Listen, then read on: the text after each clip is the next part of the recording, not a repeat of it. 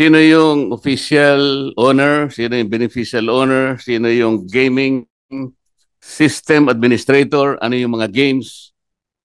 Katulad po ng halimbawa, itong AB Leisure Exponent Inc.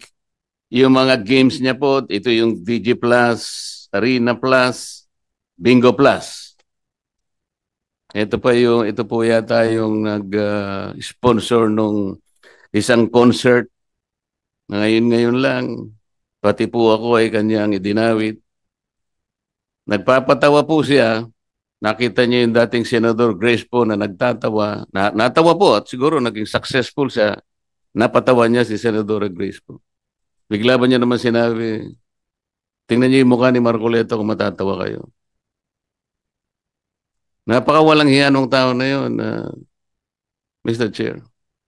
Next will deliver his opening statement is Senator Rodante Marcoleta.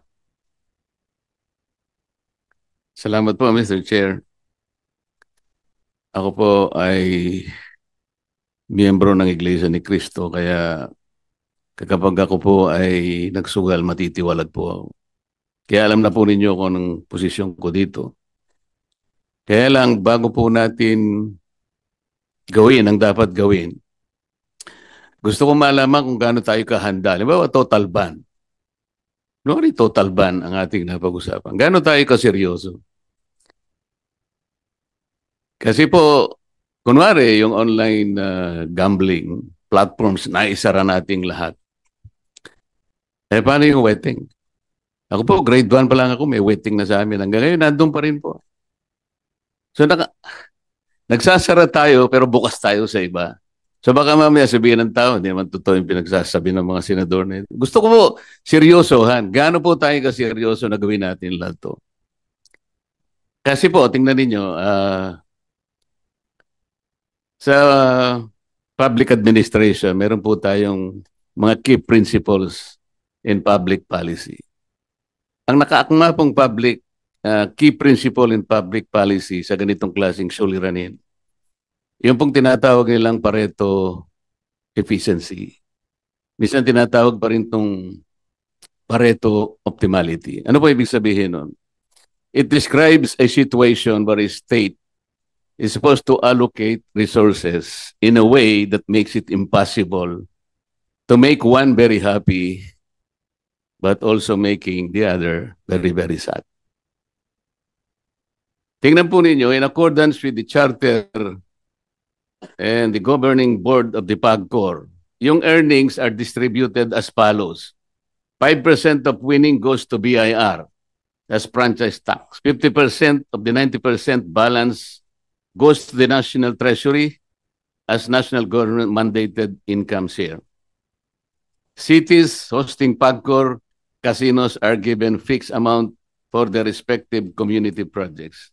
Ito po yung pang corporate income tax. 5% of the balance after the franchise tax and national government mandated income share goes to the Philippine Sports Commission for the country's sports development programs. 1% of net income goes to the Board of Claims. Dangerous Drugs Board, 5 million a month. It provides funds for the implementation of comprehensive dangerous drugs, for the establishment, maintenance, operation of drug rehabilitation centers, and the Sports Incentives and Benefits Act. PAGCOR is also in coordination with the Department of Energy, ay ini-implement po nila yung RA 9153 or the Renewable Energy Act of 2008.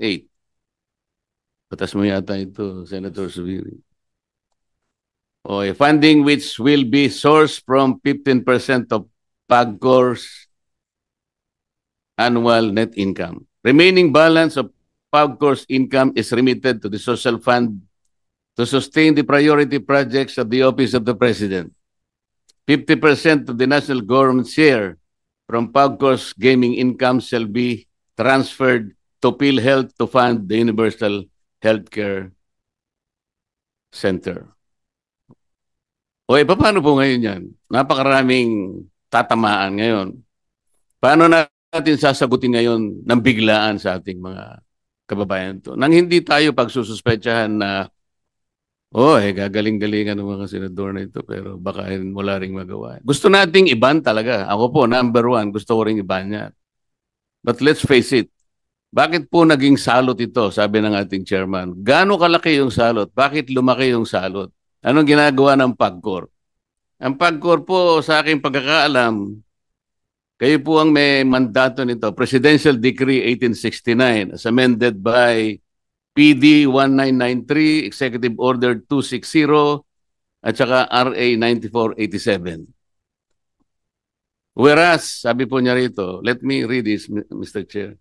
PAGCOR's operation has enabled the government to identify the potential sources of additional revenue, provided games of chance are strictly managed and made subject to close scrutiny, regulation, supervision, and control of the government.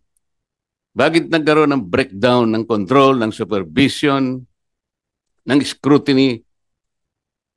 Bakit sangayon ngayon sa mga nagsipagsalita ng mga kasama ko ay lumala ng lumala and we're facing a social ogre siguro. Ano po ang ginagawa ng DICT, for example? Kayo po ay magbabantay din dito. So ito po lahat pag-usapan muna natin. Sino-sino po ba ang may-ari ng mga online game platforms?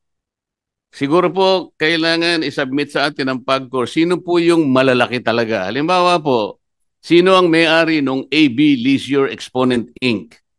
Sino yung may-ari ng Gabin Ventures Inc., GVI? Sino yung may-ari ng Playmate Leisure Solutions Corporation?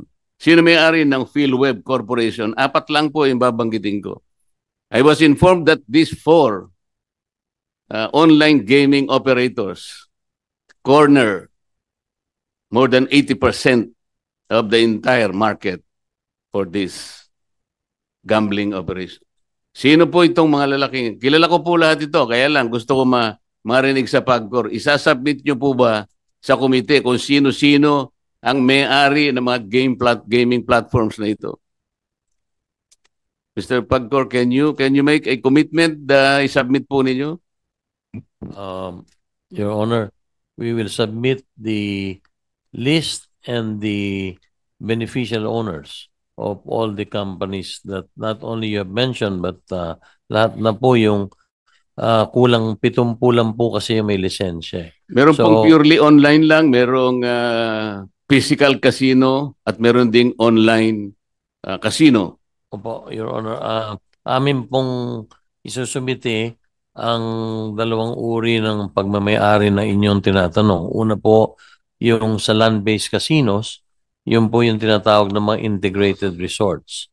So kung saan yun po ay may mga iba't ibang pag-aari din. Ngayon meron din po yung mga land-based casinos na yon na integrated resorts.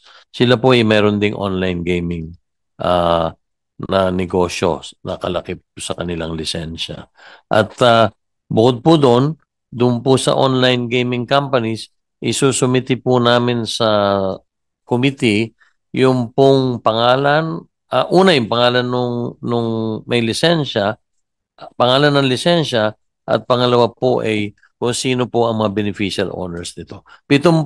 Kulang 70 po lahat, Your Honor. Isusumiti po namin lahat yon sa committee. Ang siguro po, Mr. Chair, ang kailangan natin para mas maging malinaw, sino yung official owner, sino yung beneficial owner, sino yung gaming system administrator, ano yung mga games. Katulad po ng halimbawa, itong AB Leisure Exponent Inc. Yung mga games niya po, ito yung DG Plus, Arena Plus, Bingo Plus. Ito po yata yung nag-sponsor nung isang concert na ngayon lang. Pati po ako ay kanyang idinawit. Nagpapatawa po siya. Nakita niya yung dating Senador Grace po na nagtatawa. Natawa po at siguro naging successful siya. Napatawa niya si Senador Grace po. Bigla ba niya naman sinabi, tingnan niyo yung mukha ni Marcoleta kung matatawa kayo. Napakawalang hiya nung tao na yun, Mr. Chair. Ayaw ko na pong patuksin siya. Ang nag-sponsor po yung DG Plus. Kaya po lumalaki po eh. Gumagamit po sila ng ganong klaseng mga sikat na mga tao. So, alam ko po malaking pag-uusap ito, Mr. Chair. At alam ko, I think the PAGCOR and the DICT will be struggling to reinvent themselves kung paano ma-address ito. Halimbawa, mapag-usapan natin total ban. Paano kaya ang gagawin nila? Sa ngayon pa lang, Mr. Chair, I would suggest, kung nandito po yung representative ng BSP, na silang nagre-regulate po ng mga e-wallets. I believe, Mr. Chair, the BSP should issue a suspension order to e-wallet platforms to deny links to all these online game platforms para wala na pong wala nang pag-uusapan. Can the BSP do that? Good morning, Mr. Chair, Your Honor. Yes, as the Monetary Board of the Bangko Sentral ng Pilipinas has approved our policy that we direct the BSP supervised institutions to take down and remove all icons and links redirecting to online gambling sites. Sa temporary measure, sir, para po kahit pa paano may magawa na tayo. Let me interrupt Senator Marcoleta.